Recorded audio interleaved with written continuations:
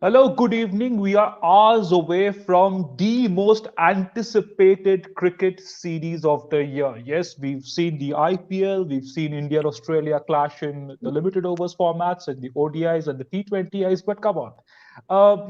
We've been talking about two of the fiercest teams in world cricket now taking on each other in Test cricket. That is the format that we've been waiting for. And what more? We're beginning with the Adelaide Test, which is now going to be historic in a lot of sense. Yes, it is a day-night test match. India have played only one day-night test. Australia are more of a pro in that format.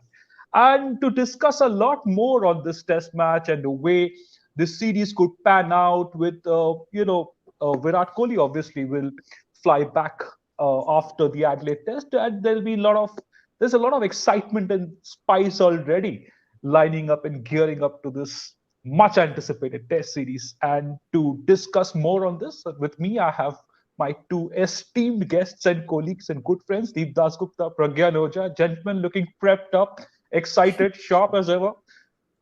Exciting times ahead, Pragyan Oja. By the way, before we, delve into this test match, a few hours back, India had announced the playing 11.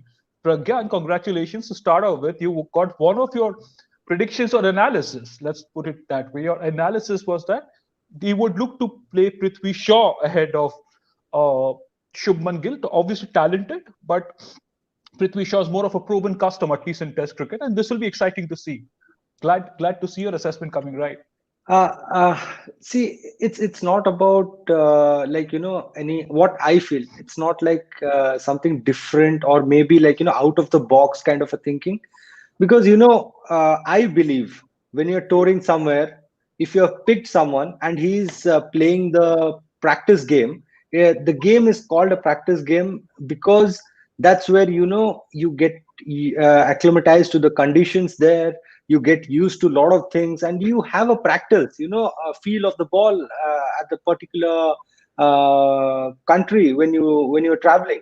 So writing off someone who you have spoken so highly about, coach has had said lot of lot about this boy, and then everybody wrote about him when he got a century on his debut.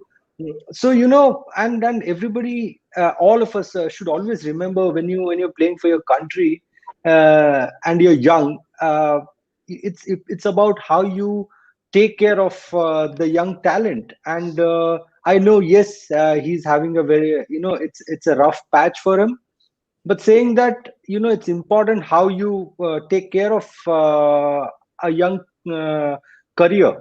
So it's a good move, giving him some confidence, and I think I hope he repays. Deep, pretty conventional decisions, but a smart playing 11 to go with. You have Shaw, Agarwal, Pujara, Kohli, Rahane, Hanuma, the top six. And like you've also been saying, Saha instead of ahead of Pant, yes, he did get some runs in the warm-up game, but Saha clearly the better wicketkeeper here and the more experienced customer to be going in with these conditions. Yeah, okay, let's just start with the first one, the openers thing. If you go by current form, you would tend to pick Shubman Gill. But if you, what Pragyan mentioned, the fact that he's what, 4 test matches, he's had a good record, he's already had this exposure of test match cricket, and also in Australia. Last series he was there, obviously was sent back with an ankle injury and all that. So he was on that tour as your first opener. Now, how I look at it is this way, that what you've opened this account, or you open this file, you need to get a definite idea about what this kid can do.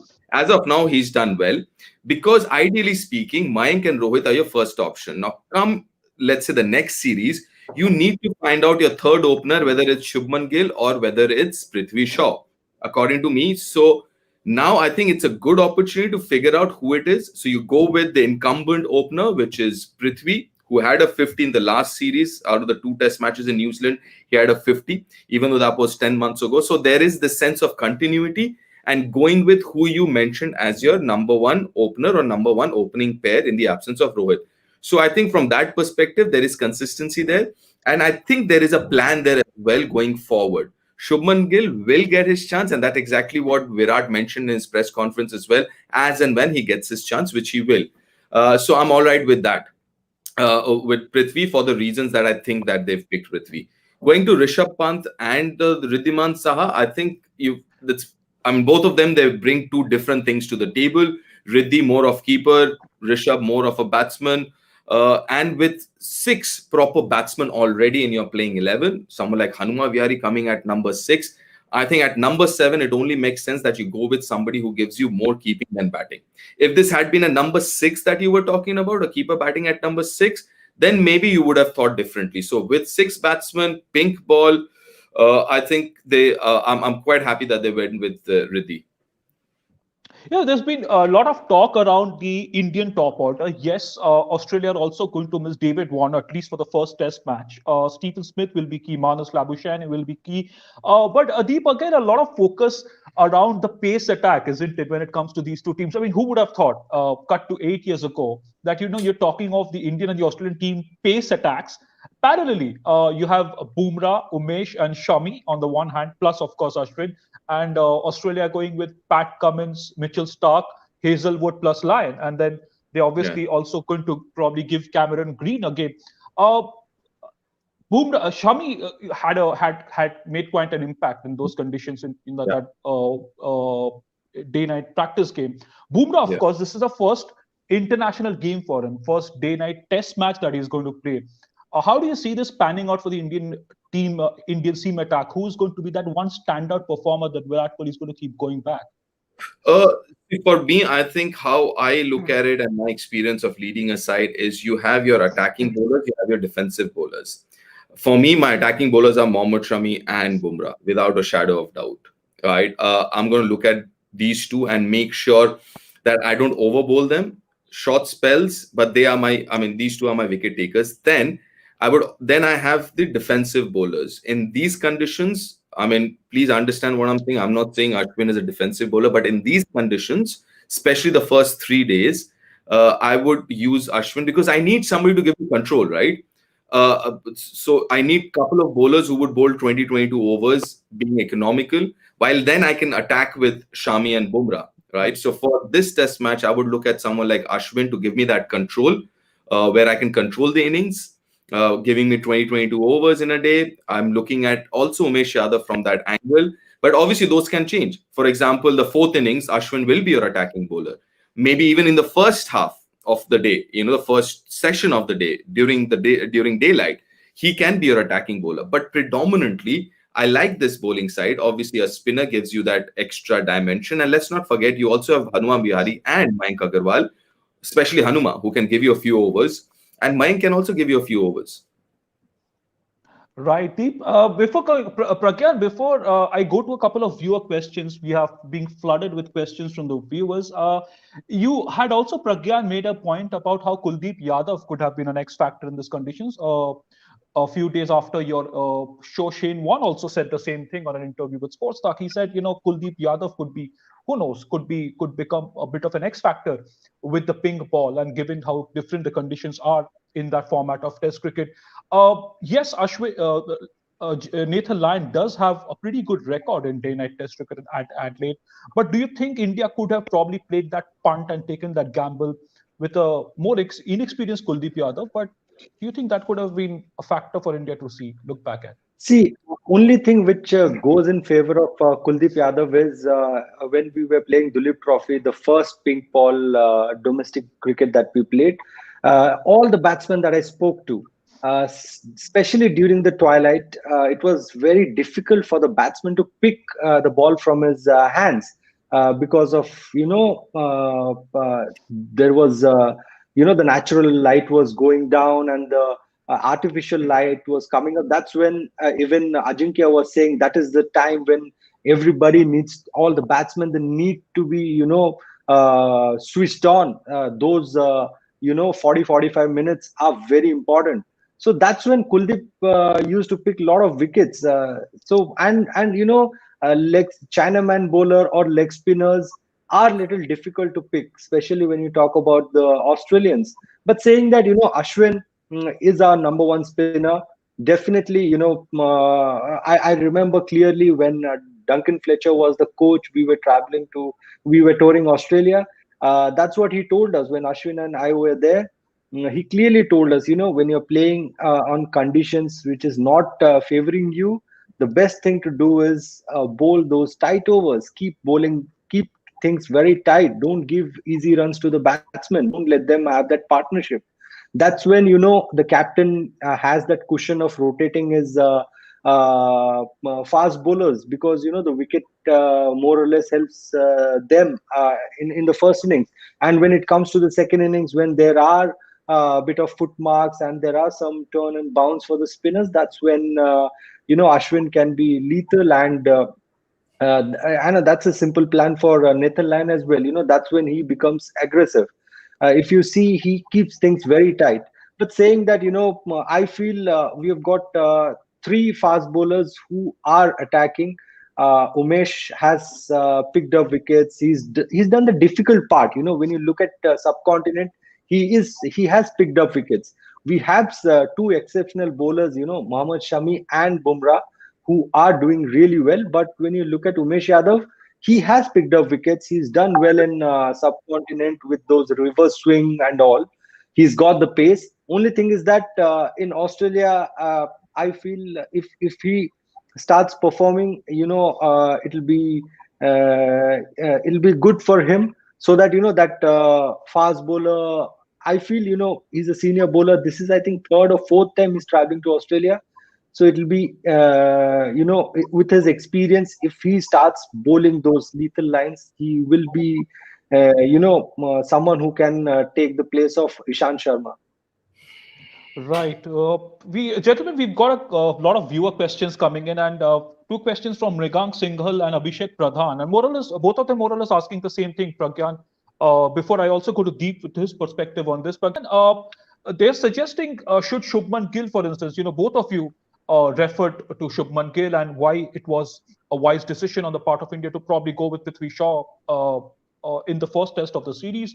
But both of them are wondering whether Mrigank is saying, is it possible for India to play Shubman Gill at number 6 once Virat Kohli leaves after Adelaide, and Pujara and Rahane going one position up? And Abhishek is wondering whether it will be Shubman Gill or KL Rahul that India will look at once Kohli leaves after the Adelaide test. Pragyan, where do you see either of Shubman? See, I'll tell you, it will be very unfair on anybody's part to, talk about Prithvi Shaw before he played the test matches. It's as simple as that. When he's made it to the team and he's playing those practice games, we should let him just go out there and perform. Give him that space. Look at Joe Burns. Ricky Ponting clearly said, he wants this boy to perform. Maybe he was not looking comfortable, but that's how you back your players, that's how you make your players. So Prithvi Shaw has shown a lot of those fire in him that he can deliver. So it was good on the management to give him the chance, saying that yes, Shubman Gill is a versatile batsman. That's what I feel, especially in the red ball. He can come down the order because, as we were talking, if Rohit comes in, he will open the innings more likely. So once Rohit starts opening, then I think we can see Shubman Gill coming in. KL, I'm not sure because I personally feel IPL white ball cricket is totally different from red ball cricket. Whatever form you may carry with the white ball cricket, red ball is totally different. And Shubman has shown that he's got in him to go there and play. Maybe he can be the middle order. Deep, Shubman Gill's performances in first-class cricket is terrible, by the way. He's got some very impressive numbers. And KL Rahul, from whatever he scored, he's also made his name in the shorter formats. But does he deserve a return to the playing 11 now that there'll be a place open, right? For the boxing test. Rashi, first of all, I don't completely agree with Prithvi Shaw. but I do understand why Prithvi Shaw is there. So there's a difference there. If you ask me, I would play Shubman Gill, but I do understand why Prithvi is there, and I agree to a certain extent to that also. Now moving to who comes in when Virat goes. For me, the name's very, very simple. I'd straight away go to KL Rahul. I honestly think that I think in red ball cricket he should bat in the middle order. All right, I don't think, because if you look at, this is my theory, okay, and again, I can be completely wrong and off the mark here. Apart from Warner, you don't have any opener who's successful across all three formats. All right, look at any other opener apart from Warner. And Warner, outside Australia, you look at his test numbers, you know what I'm talking about. So I think the way that he's going about in white ball cricket, I think he can be looked into as a middle order option, KL Rahul. And for me, I think when Virat leaves, I think KL should come in either at 4 or 5, depending on where Ajinkya wants to bat. And obviously Hanuma is there. You obviously will not think beyond him at this point in time. So KL comes in, and for Shubman Gill, I think you look at him as a top 3 option.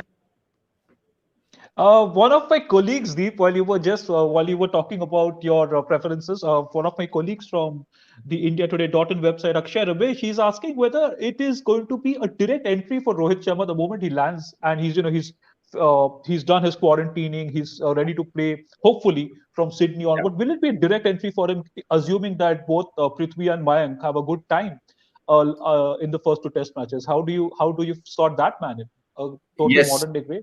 Yes, I mean, it's not a question for me, because Rohit's the person, the stature, obviously the player. I mean, obviously because of the playing, because of the player that he is, that stature he's got, straight away comes in. Unfortunately, yes, one of them will have to miss out, but that's how it is. I mean, when Rohit comes in, for me, he comes in straight away into that opening, because you also have to remember that Virat is not around when he comes in. And you need those guys who can play long innings. Listen, the pink ball test, let's say I'm looking at it as a low scoring affair, 250, 270, in that range. But when the orthodox test matches will start, or the red ball test matches will start, you're looking at 400 plus every innings you go out there to bat, and you need your tried and tested, your top players to be there and playing during that. Again, taking nothing away from Prithvi or Mayank, but it's like, I mean, when Rohit comes back, for me, he goes in. I was about to move on to my next question, but I noticed a wry smile on Pragyan's face. He quite liked the question. He quite likes the masala to it. If both the openers are performing well, it'll be fun affair, Pragyan. Yeah. See, what if Prithvi Shaw and Mayank they get runs? We can't be thinking about these 2 guys. If they get runs, then it'll be interesting. Rohit can come as a middle order, because we have to remember Rohit is coming out of injury, and I'll tell you, same what I was talking about KL Rahul. They were playing white ball cricket. They have not played red ball cricket. Red ball cricket is totally different. White ball cricket, after a gap of 2 months, I can come and get away with a T20 game with a little bit of experience that I have. But red ball cricket with 2 fielders up field, for me, standing there waiting for those catches and catching covers, if I miss my length, then I'm in trouble. So that's how red ball cricket is. Rohit Sharma is a superstar. But when you're coming out of injury and straight away you're not even playing in your home country, you're playing in Australia. Sorry, Pragyan. So you're saying, right, hypothetically, both the openers, if these 2 guys get runs, yes, Rohit comes in and these 2 guys get runs, right, you're going to make him sit out, right? Is that what you're saying? Not sit out, in the middle order, straight away in the middle order.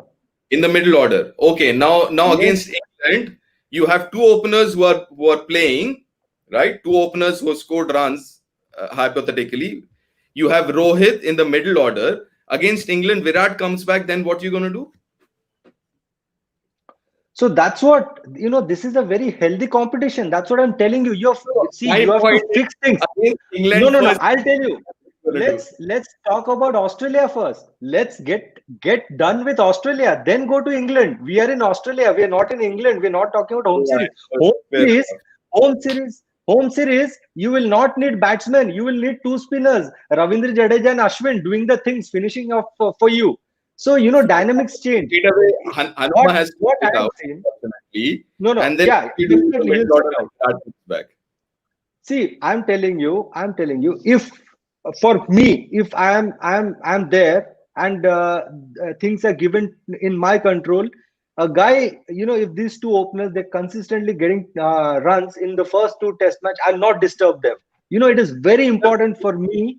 Yeah, exactly. That's why I'm saying. See, it is not about Rohit Sharma. It's about the way our team is playing. That is more important. And if you talk to a person like Rohit Sharma, who's a brilliant captain, he would say that let's not disturb these two guys who have been getting runs. He can come in the middle order because Virat is not there. See, now we can talk about then England. After England, who's going to come? What are we going to do with them? See, this conversation can go on. But what I'm trying to tell is right now we need to address what we have to do in Australia. And I'm giving you a condition where these two guys perform. If these two guys, see, I don't want to say that these guys don't perform because it's a very important series for us. Uh, I want them to perform. That's how you go. That's how you have to build your team because Virat is not there. So Rohit becomes very important. And the most important thing is he plays, not in what position. He is also a versatile batsman. He can bat anywhere. Uh, so I would do that. The more the merrier. The more the merrier. Look, if these two guys get runs and if Rohit Sharma also comes back, there'll be it's a happy headache. And we have Norman joining in from Australia. Deep and he is. He's in his car as in the middle of us. Sorry. Yes, Norman, can you hear us?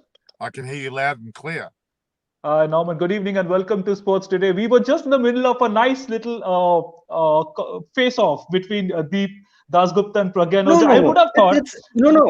Yeah. Normally, it's like in a dressing room. That's how you talk. Suddenly when you're talking about a few things, that's how you do it. Very healthy.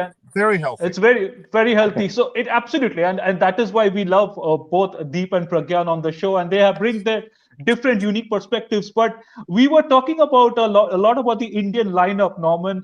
They've declared, they've announced their playing 11, and that is what discussion was on. Prithvi Shaw, Mayank Agarwal as openers, Saha ahead of Pant. Australia are going to have a couple of headaches as well, isn't it? Before they move into the toss, Tim Paine is going to have a lot of. He's not going to have a sleepless night, but he's going to be a little worried in the absence of David Warner, at least for Adelaide. That man has been a complete monster for the Australians, and a bit of a niggle for Steve Smith. It's not going to be a very, very easy passage for Tim Paine heading into the toss. I totally agree. The reality is Australia has a disturbed lineup. What I mean by that is obviously Warner is out, Pucovski is out. Joe Burns has scored 29 runs in some 8 innings. Quite frankly, he doesn't deserve to be there. But they will probably by default put him in there because they want to endorse a right-hand, left-hand batting opening combination.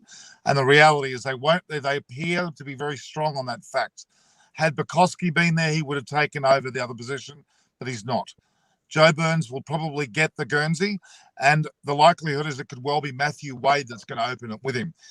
Marcus Harris probably hasn't done enough to be that other left-hander that David Warner is, and that there's a lot of contention and discussion around Marcus Harris being left out, Matthew Wade being placed in with Cameron Green at number 6. He's apparently cleared for the match. It looks quite likely he will be in, and that's the way the batting order will go, which I'm not happy with at all. I think it's quite a disturbed batting lineup. Just quickly with your Indian lineup, and I heard what Pragyan said and Deep said as well. I take back to Neil Harvey, who I spoke to last week, the former Australian player, national selector, and through the 1970s, he talked about the stability of the Australian side, where they kept the batting lineup unchanged for literally the longest period you could imagine. I have to say what Pragyan said is probably a fair point. You don't, I mean, Rohit Sharma is clearly a person should be in the side. I agree with that. But disturbing the batting lineup on a relatively regular basis, no matter what the circumstances, is fraught with danger. And if you don't break what is working, now Rohit Sharma may enhance their batting order, but I do think that they need to keep stability. And if the pair of them, Prithvi Shaw and Agarwal, actually work, well, then leave them. If they do very well, then leave them. If they stumble a bit, still leave them. They need to be given a chance to have a go at that position. Shaw was here previously, and as you know, fell out of the series, didn't he? He didn't actually get to play. I think he was injured, if I can recall correctly. Yes. And it was a sad state because the guy's got potential. But you've got the luxury of Shubman Gill batting well, Vihari batting well down the order. Obviously, Pujara, Kohli and Rahane. You've got so much depth. And then Rahul in the wings as well. My God, you've got a plethora of talent there. There's no fear that you're going to do well. And I'm very concerned about it. No. Hey, listen, I'm sorry to interrupt. I mean, are you playing yourselves down a bit here, Australia? You're talking about you're not happy with that batting order. Listen, apart from the openers and apart from Warner, he's a huge miss, who averages 60 in Australia in Test cricket. He's a huge miss. I mean, no doubt about it. But listen, it is a settled side. I mean, it is a settled side apart from Warner there. So if anyone tells me that the Australian batting order is not settled, you got Manas coming at 3, you got Smith at 4, you've got who's at 5? Travis Head. Yeah. Head at 5. Travis Head, and then Cameron Green, I think. Cameron Green. Then you have Tim Payne. Then you have Cummins to come at 8. I mean, Pat Cummins, who can bat, who is a proper batsman, right? And then you have the bowling attack as well. So listen, I mean, I don't know what you're trying to say here, Norman, but end of the day, I see that Australian side, even without Warner, I think that's a gun side that you have there. Okay, let me just comment on that. What is very typical about Australian performances over the years is an incredible opening partnership. Where they score, in most cases, well over 100. Even the likes of Khawaja and Burns, when they were batting at their best, that was what we need. We could lose 2 wickets very, very quickly. Now, Labuschagne's not in perfect form either. We could be down 3, which puts pressure on Smith. Head's not exactly, in tremendous form either. I'm quite honest. If India bat first and bat well, they win the toss and bat, they're in the box seat. If Australia bat first and happen to bat well, they'll be in the box seat. Granted. But I think I'm very concerned about Burns, and even if Wade gets in there, there is a danger that we could lose 2, possibly 3 wickets very, very quickly. And I'll tell you what, we'll be vulnerable then. I seriously think that. Also, I'm told Norman has some special news from Adelaide. Norman, can you fill us in on that? We've got some special development that you want to tell us about. Well, there was an article that was published at midnight from a lady called Kate McGregor, who is won an Order of Australia medal. She's very well connected with both the political side of things as well as the so-called Indian players. She's very close to the likes of Rahul Dravid and Ravi Shastri. She's just put out an article which is tremendous coverage, and I urge you to look at it.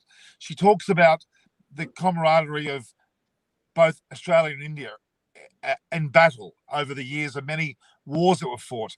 And the fact is, it's going to be a great battle, but the actual camaraderie between the players. She had quoted both our current Prime Minister Scott Morrison and the previous Prime Minister Tony Abbott, along with the likes of Modi, and had a discussion with Greg Chappell and Ravi Shastri. Ravi Shastri has actually broken somewhat from his the so-called COVID mold. He has actually spoken to her and been quoted quite heavily about his thoughts on the series.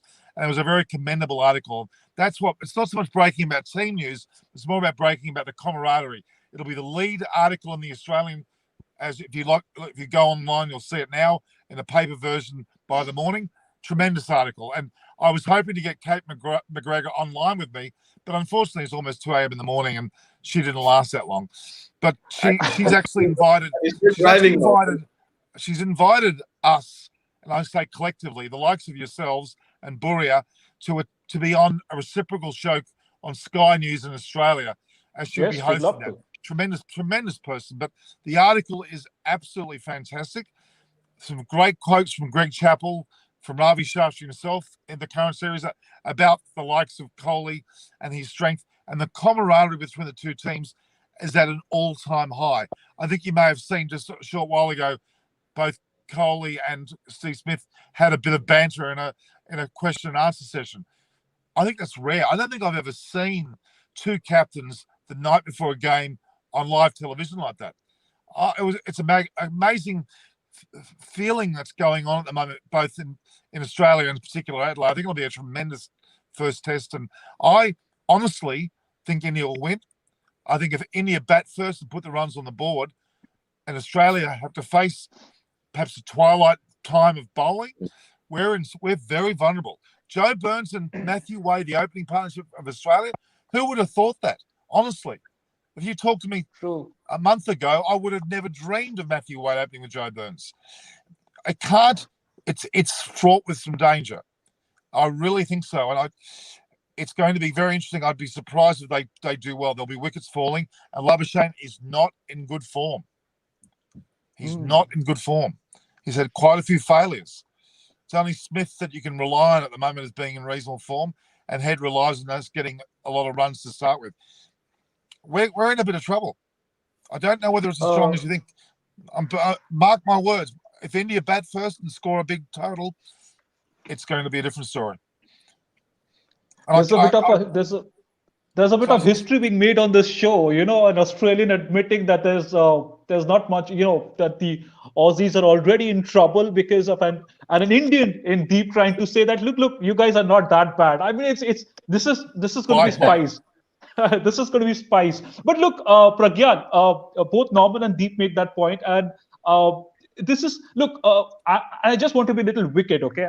With all due respect to the camaraderie and the friendship that we've seen, the warmth, but Indians and Australians, when they are tussling against each other, do you really want them to be complete good boys? I mean, yes, Norman referred to that Virat and Steve interview. It was a very friendly affair. Not that the two haven't clashed. There have been several spicy instances, two modern day greats. But do you want a little bit of that spice? Because, without that, what's in an India-Australia battle? I mean, the Australians are great guys. I have some friends down under, absolute gems, these guys.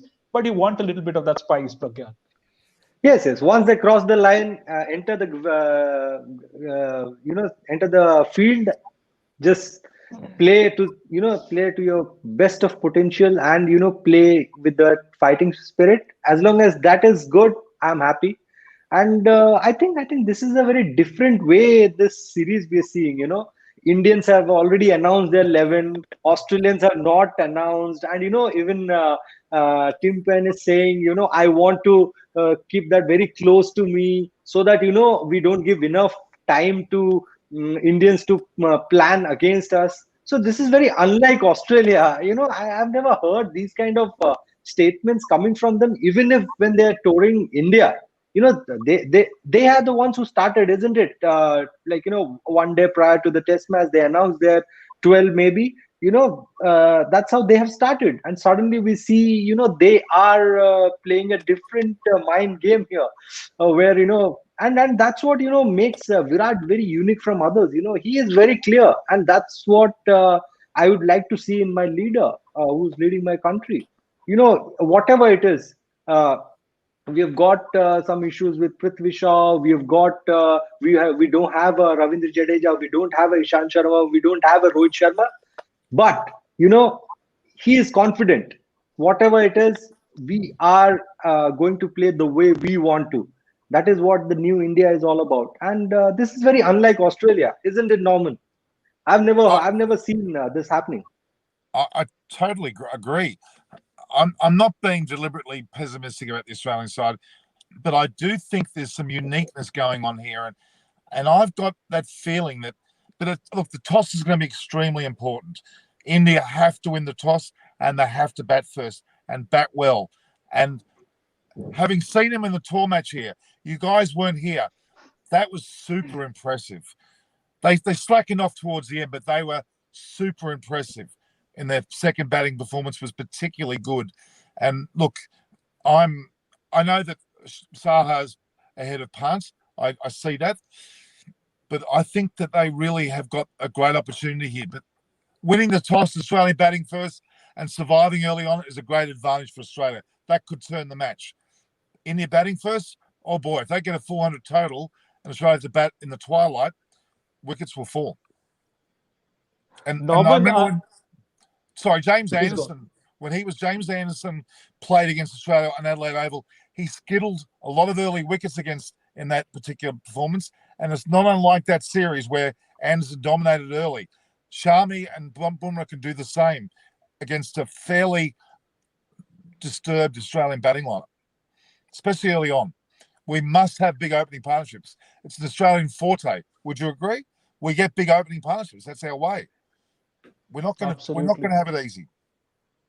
Norman, I know it's pretty late out there, and before we let you go, with one final comment from you before I go to Deep Dasgupta about this whole camaraderie affair. Come on, would you want to see a lot of that warmth reflecting on the field? I mean, it's great, right? It's great to have mutual respect, and it's over the years, last few decades as well. The moment the players have crossed out of the field, they've been good friends. Look at Tendulkar, Shane Warne. They've been there's a history of friendship off the field.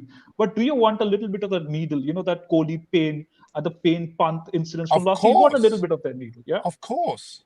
That's why I wanted Pant to be the keeper, because he'll give it to Payne, and Payne will give it back, and Kohli will get involved, and then we're on. I want that. So I'm disappointed that he's not the keeper, to be really honest with you. I would have liked to see him, but I get how do you describe it? Pant, if I'm thinking with my heart, I want Pant. If I'm thinking with my head, I want Saha. That's the way that they've approached it. And that's a little bit sad. I would have expected Kohli to have a bit more fight, because Pant will give it to Australia. Look at his performance here in the tour match. He absolutely clobbered us. He loves that pink ball, I tell you. And I saw Kohli batting in the nets personally. I was within 2 foot of him at the Sydney Nets, and he was hitting the ball mercilessly with great intent, and it was a pink ball. I just, fingers crossed, India bat first. That's all I want. Then it'll be on. Right, we'll see. We'll get there. We're just a few hours away, and we'll thank you so much, Norman, for joining us. I know it's late in Australia, but thank you so much for your spirit and for all the updates you got us. Obviously, we'll link back with you for the next week in Adelaide, and I hope it's a cracker of a contest, and hope you get a good night's sleep before we move over to the Adelaide Oval. I doubt I will. Thank you. Deep, all this while we were talking of camaraderie and friendship on the field. I saw you had a smile on your face as well. This whole interview, it was a good moment between Steve Smith and Virat Kohli, but you don't expect that friendship to affect anything on the field, do you? I don't. And to be very honest, listen, this could be other way of looking at it, is they want to look like underdogs. So there's no pressure on them. So, I mean, listen, those are games. End of the day, you cross that line. It's a game about bat and ball, who plays better on that day. You do try and get into the other guy's head. And maybe there are different ways of getting into someone's head or under the skin. So listen, like I said, end of the day, you will find something or the other happening on the field, like we saw during the ODI and the T20. Something did happen, right? So I think those things will happen, and I don't think we really need to worry too much about that. But Deep, also a little of the conditions, right? Because Australia are obviously accustomed to playing day-night Test cricket. They've played 7. They've won all the 7. We've only played against Bangladesh the last time. Different ball. Gardens, different ball. Yes. This is a Kookaburra, yeah. Yes, different ball and different conditions, different opposition. It's going to be a totally different ball game altogether when they. And the other thing we will have to realize that, the side game that we played, that was against a good bowling side. Take nothing away from that. But when Hazelwood 6-4, Cummins 6-2 comes in, it'll be a different ball game. Okay, please don't expect anything different. Stark comes in and bowls at 150. He might not be in great form, right? But listen, you will get away in Test match cricket with a few bad balls here and there, right? You might not be punished as severely as you would in limited overs cricket. But end of the day, 150, all he needs to bowl is two unplayable deliveries to get two batsmen out, and that he's very, very capable of doing. And with that 6'4", 6'2" height, please do understand, as a batsman, if I'm middling a Sean Abbott, that same ball will hit my sticker maybe 2-3 inches above the middle. So things will change. Things are different. So I do understand that most of the Indian batters have got runs in the side games, whether it's Pujara, Ajinkya got 100, KL is in good nick, and obviously Virat being Virat. So I do understand Shubman Gill, everyone's good nick, but come the test match, it's a different ball game. Pragyan, just closing comments from you before it's look, toss has been an important factor in test cricket in most conditions, but in day-night cricket, in day-night test cricket, it's going to become that much more of a factor. And Deep mentioned that there are different balls, obviously different conditions, and without putting anyone down, let's just admit it, right? Australia are a far better, far stronger competition than Bangladesh was, and that too at home. But the toss is going to be that much more of a factor.